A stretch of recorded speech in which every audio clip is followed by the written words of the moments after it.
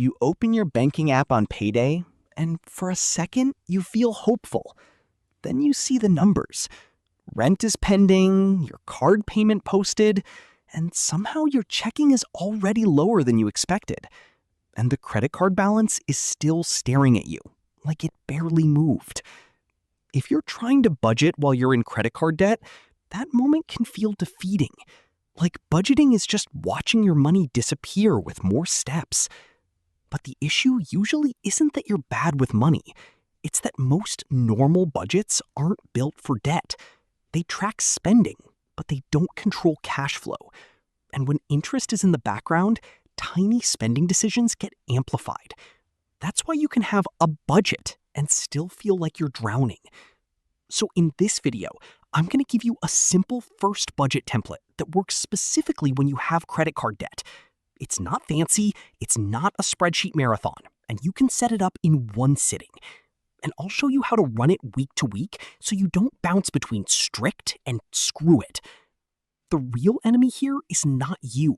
It's present bias and the convenience premium. Your brain loves the small yes today. Delivery, a quick store run, one more subscription. And your card makes those yeses feel painless. Then the pain shows up later as a balance that won't drop. Add lifestyle creep and social spending, and suddenly your budget is just a record of what already happened. So, we're going to build a system that does two things at the same time. It keeps your bills safe, and it creates an automatic lane for progress. Here's the template. 3 buckets. That's it. Bucket 1 is bills. This is rent, utilities, minimum debt payments, insurance, and anything that must be paid to keep your life stable. This bucket is protected. You don't spend from it. Bucket 2 is spending. This is groceries, gas, basic household stuff, and a small amount of fun so you don't rebound. This is the only bucket you touch day to day. Bucket 3 is attack. This is extra payments toward your highest priority debt, plus a starter buffer so you don't swipe the card for surprises. This is where you actually change your life. And I want you to notice something. Most budgets start with track what you spent. This one starts with control where money can go. That one shift is what makes it work when you're in debt. Now, let's make it real with simple numbers. Say you bring home $3,200 a month after taxes. Bills, rent and utilities, $1,600. Phone and insurance, $250. Minimum credit card payments, $120. That's $1,970. Spending. Groceries, $350. Gas and transit, $200. And $200 for a little fun and random life. That's $750. Now you're at $2,720. That leaves $480. In this template, that $480 doesn't just float in checking, because floating money disappears. It leaks into convenience spending and social spending, and you won't even feel it happening. You assign it to attack. Maybe you send $400 to your credit card as an extra payment and $80 to a starter buffer in savings. Or if your buffer is already at a comfortable starting point, maybe it's $450 to debt and $30 to a sinking fund. The exact split can vary. The point is, the leftover is not a mystery. It has a job. Now, I want to pause here and explain why this is so important when you're in credit card debt. When you carry a balance, interest is basically a monthly progress tax. Even when you're doing everything right, interest eats part of your payment before your balance drops. So if your extra money is unassigned, you'll often spend it, then still pay interest, then wonder why nothing is improving. Your budget has to protect your extra payment first, not last. That's why the 3-bucket template is really a cash flow system in disguise. Now, how do you actually set this up in real life without turning into an accountant? Here's the setup. Separate your money so you don't have to think so hard. A common approach is to use separate accounts or separate folders inside one bank app, if your bank offers that. One bills-only checking account is where your paycheck lands and all auto-pays come out. It's boring on purpose. One spending account is what you use day to day with a debit card.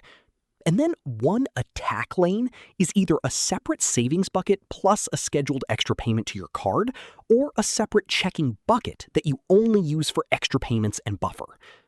If you can't or don't want to open new accounts, you can still run this template with one checking account. The key is timing and separation. You'll set up automatic transfers and treat those transfers like bills. Here's a simple weekly rhythm that keeps the system running. On payday, your bills bucket gets filled first. Your minimum payments and required bills are already scheduled. Then you transfer one weekly amount into spending. Not daily, not randomly, weekly. Weekly is the sweet spot because it's long enough to live, but short enough to reset. If you overspend on Monday, you feel it by Friday, without ruining the entire month. Then, the day after payday, you send your attack transfer. This is extra debt payment, plus a little buffer. Day after payday matters because it protects you from the "I'll do it later" trap. Later turns into leaked money. Now, let's talk about the attack bucket in more detail, because this is where people get confused.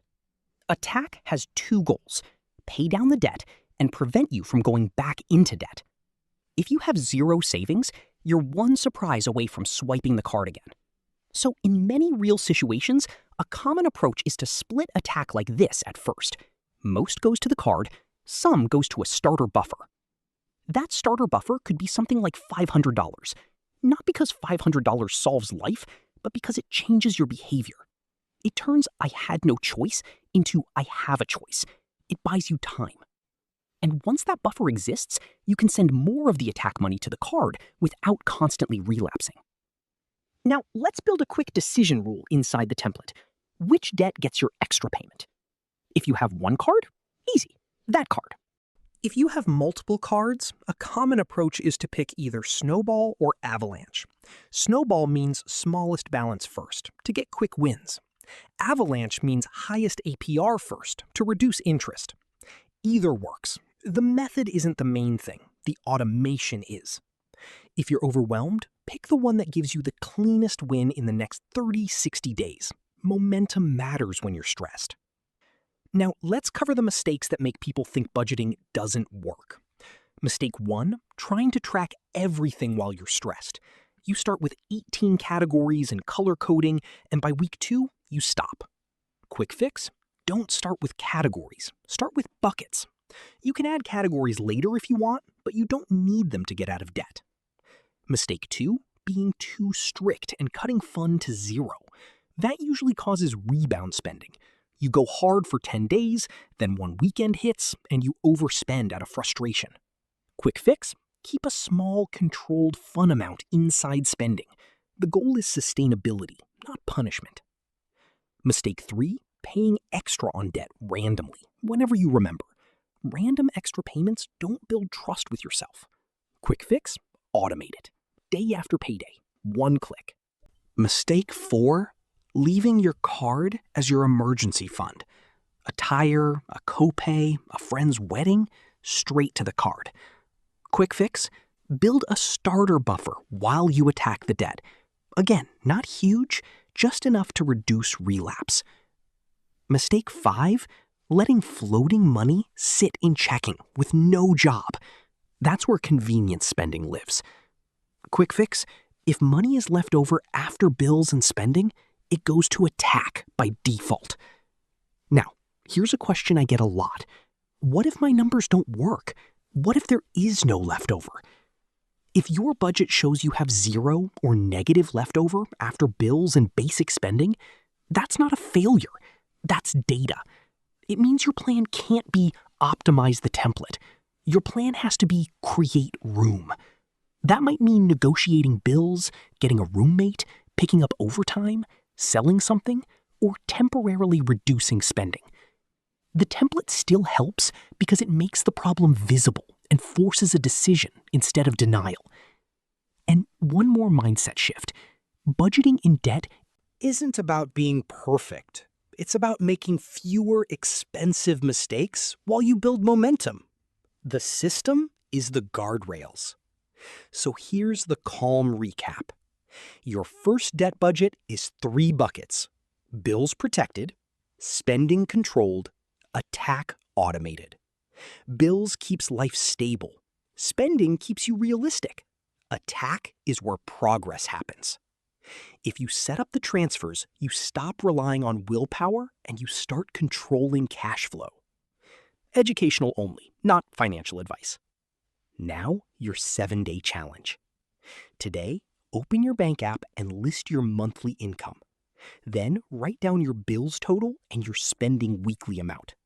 Then pick one attack number, even if it's small. In the next 7 days, set up 2 automatic transfers, one to spending weekly and one to attack the day after payday. If you can, also set minimums on autopay.